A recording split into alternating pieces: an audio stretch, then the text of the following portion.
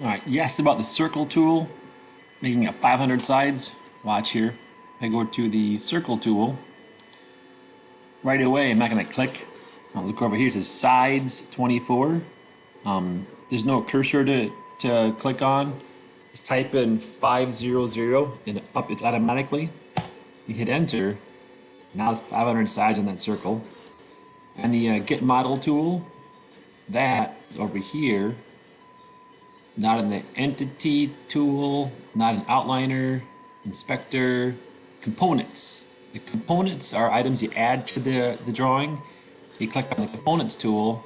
Here's our 3D warehouse.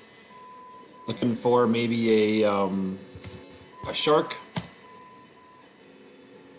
You can pick a shark and it loads it right into the model. I'm gonna close the window down and then zoom way out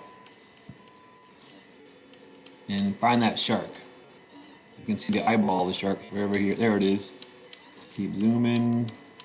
Keep zooming. Oh, nope, there's a shark. See him? There it is. Got it. Hope this helps you out. If not, ask again.